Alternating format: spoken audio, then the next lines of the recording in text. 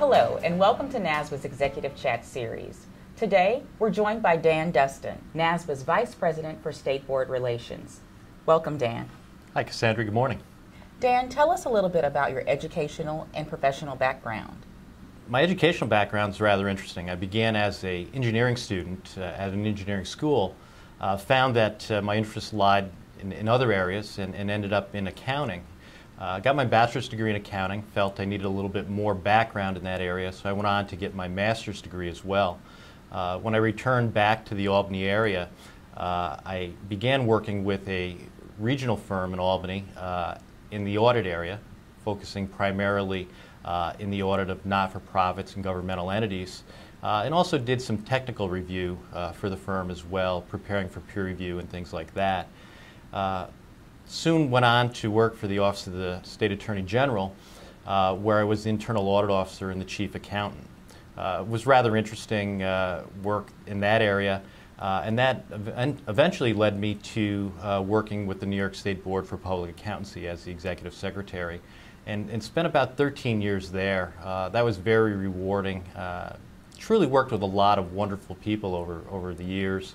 And we had the success of having the first major upgrade of New York's accountancy law in more than 65 years. So truly rewarding to be in that environment. You're in your first year as NASBA's Vice President of State Board Relations. Tell us more about your role and how you're able to make an impact here at NASBA.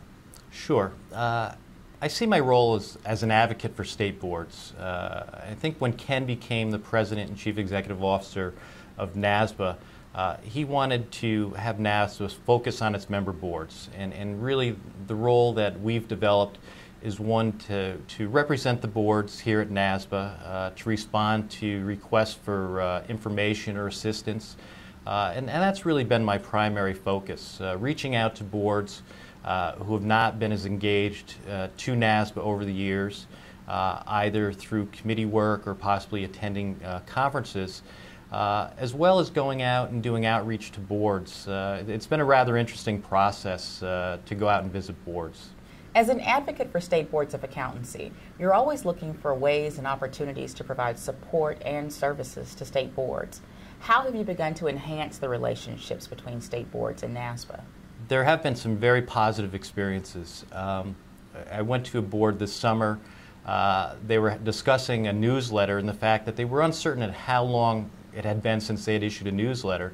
NASBA's communications office recently developed a process to assist boards in getting newsletters out. So the board was interested in that. I was able to connect the board with the communications office, and they're working on a newsletter at this point in time.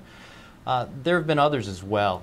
Certainly, recently, we've had some boards become much more engaged with NASBA, to the point where I was at one board meeting recently where they took a vote to have their legal counsel attend NASBA's Executive Directors and Legal Counsel Conference in March. They felt it was important to become more involved in that area. They've sent representatives to NASBA's annual meeting recently, and they're talking about coming to the regional meetings next June. So there's really been some real commitment on the part of boards to kind of become reinvigorated in the process of being involved with NASBA, and that's been really good. It's that worthwhile. Sounds like some great progress thus far. Prior to joining NASBA, you served as Executive Secretary of the New York State Board of Public Accountancy. How do you feel that role has prepared you for your current position? Certainly, I think it's one that allows me to understand firsthand some of the issues that are important to boards, whether it's budgetary issues and the constraints that boards face right now, or it's really the regulatory process of developing rules that match changes in statute. And I think a lot of that comes from my involvement in similar situations in New York. In 2010, you were the recipient of NASBA's prestigious Lorraine PSAC Standard of Excellence Award for accountancy regulation and protection of the public. How has your background in those areas helped prepare you for this role that you're taking on now? Sure. First, it was a wonderful experience receiving the SACS Award. It was really an honor and a surprise to be given that. And I really think it comes back from the successes we had in New York. And I think one of the things that I really learned in New York was the fact that you need to reach consensus among all parties. Whether in the case of New York, it was the New York Board, the State Education Department, the State Society of CPAs, and the Accountants Coalition. We were only successful because we were able to bring everybody to the table and reach consensus to move things forward. And I think that background certainly helps me in helping boards resolve some of the issues and concerns that are important to them.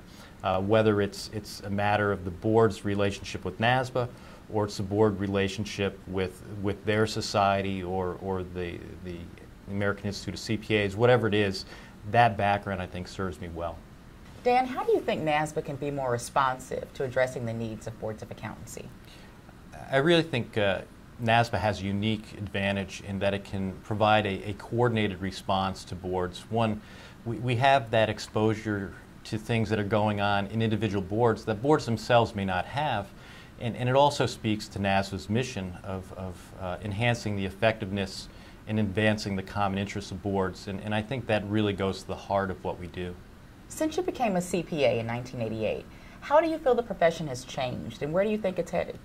Sure. Back in the early days when I first entered the profession, people were talking about standards overload at that time. And now with multiple organizations and entities creating standards, it's certainly much more complex.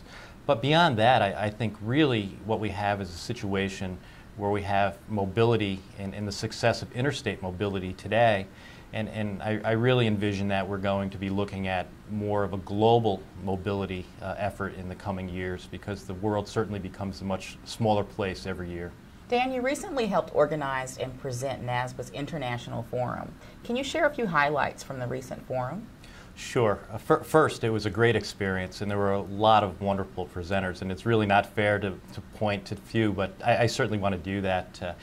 Anton Colella was our opening speaker and just presented a fabulous presentation that was both serious but sprinkled with humor that I thought played well to the audience and was a great opening. Beth Colley from the PCOB also attended, and I heard a lot of positive comments about her presentation on the international efforts of the PCOB. Certainly many others. One of the interesting things for me was the panel discussion of sustainability. And I had never really focused individually on sustainability, but both since that panel discussion and since the playing of a short, rather humorous video clip during the conference, it's brought it to the forefront of my mind. And I've recently run into a couple of different situations where I've noticed companies focusing on the sustainability effort. So I thought it was a timely discussion and something I think will serve certainly our membership well in the future. That's wonderful. Dan, thanks for joining us today and sharing more about your role. Thank you very much. It's been a pleasure. Thank you.